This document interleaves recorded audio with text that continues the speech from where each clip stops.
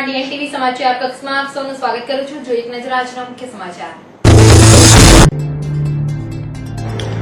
અખંડ ભારતના શિલ્પી સરદાર પટેલની 136મી જન્મ જયંતિની શહેર જિલ્લામાં ઉજવણી। સરદાર પટેલની જન્મ જયંતિ નિમિત્તે જિલ્લા પંચાયત ખાતે પાંખી હાજરી।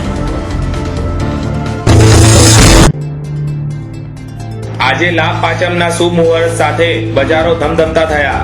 વેપારીઓએ હિસાબના ચોપડા અને લક્ષ્મીજીનું પૂજન કરી ધંધા રોજગારના શ્રી ગણેશ કર્યા।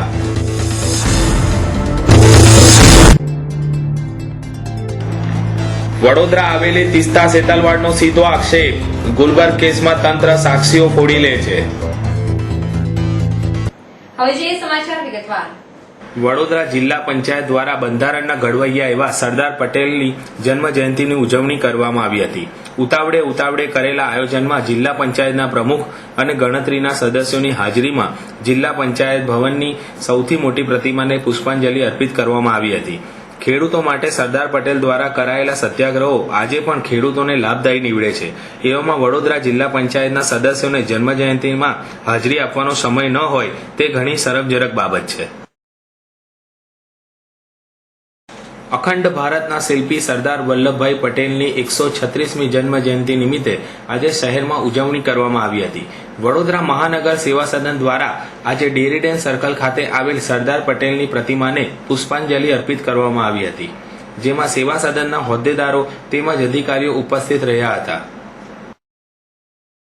શહેરમાં આજે લાભ પાંચમના શુભ મુહૂર્ત સાથે બજારો ધમધમતા થયા હતા। શહેરમાં છેલ્લા એક સપ્તાહથી દિવાળી વેકેશનનો માહોલ છવાયેલો હતો। આજે બજારો ખુલતા ધમધમાટ શરૂ થયો હતો। કોમ્પ્યુટર, લેપટોપ અને આઈપોડના ઉપયોગ સાથે ગુજરાતી વેપારી ભલે આધુનિક બન્યો છે, પરંતુ પરંપરાને લુપ્ત થવા દીધી નથી।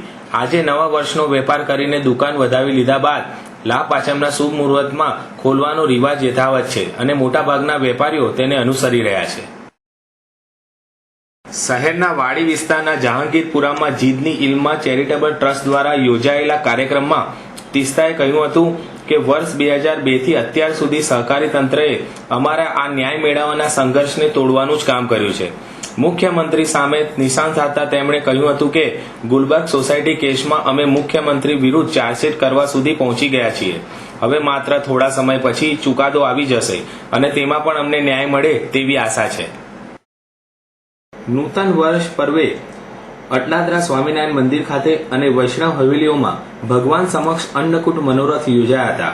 અન્નકૂટના દર્શનોનો મોટી સંખ્યામાં શ્રદ્ધાળુઓએ લાવો લીધો હતો। મંદિરોમાં રોશની કરવામાં આવી હતી। દેવ દર્શને જનારા લોકોના કારણે રસ્તાઓમાં પણ ભીડ જોવા મળી હતી।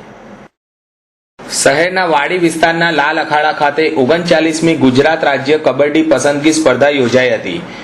આ સ્પર્ધા વડોદરા રૂરલ કબડ્ડી એસોસિએશન દ્વારા કરવામાં આવી હતી। સમગ્ર ગુજરાતની પસંદગી આ કબડ્ડી સ્પર્ધામાં થશે। સિનિયર ભાઈઓ તથા જુનિયર ભાઈઓ આ કબડ્ડી સ્પર્ધામાં ભાગ લીધો હતો। સિનિયર ભાઈઓ 10મી તારીખે ઇન્દોર ખાતે રાષ્ટ્રીય સ્પર્ધા થવાની છે તેમાં ભાગ લેશે અને સબ જુનિયર ભાઈઓ 23મી તારીખે હૈદરાબાદ ખાતે કબડ્ડી સ્પર્ધામાં ભાગ લેનાર છે। સરદાર પટેલ જન્મ જયંતિને સમગ્ર રાષ્ટ્ર રાષ્ટ્રીય સંકલ્પ દિવસ તરીકે ઉજવે છે। જે દિવસની ઉજવણી શહેરમાં કરવામાં આવી હતી, જેમાં નગર પ્રાથમિક શિક્ષણ સમિતિ અને સીઆરસી સભ્યો દ્વારા એક રેલીનું આયોજન થયું હતું। જે રેલી ગાંધીનગર ગૃહથી શરૂ થઈ જિલ્લા કલેક્ટર સુધી પહોંચી હતી।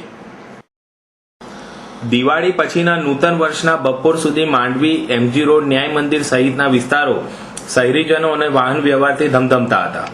શનિવારે સાંઈબાબાની વિશાળ પ્રતિમા અને પાલખી સાથે ભક્તોના સંઘ પગપાળા શિરડી જવા પ્રસ્થાન કર્યું હતું। શહેરના કારેલીબાગ કાશીબા ચિલ્ડ્રન હોસ્પિટલ નજીક આવેલ વિશ્વામિત્રી કોતરમાં એક આધેડનો મૃતદેહ મળી આવતા ભારે ચકચાર મચી હતી। સ્થાનિકોએ પોલીસને જાણ કરતા પોલીસ ઘટના સ્થળે આવી તપાસ હાથ ધરી હતી, જ્યાં આધેડની ઓળખ નહીં મળતા પોલીસે મૃતદેહને એસએસજી ખાતે મોકલી આપ્યો હતો। આ હતા ત્યાર સુધીના સમાચાર। તાજા સમાચાર માટે આવતીકાલે આ સમયે ફરી મુલાકાત થશે। ત્યાં સુધી ડીએનટીવીની સમગ્ર ટીમને રજા આપશો। નમસ્કાર।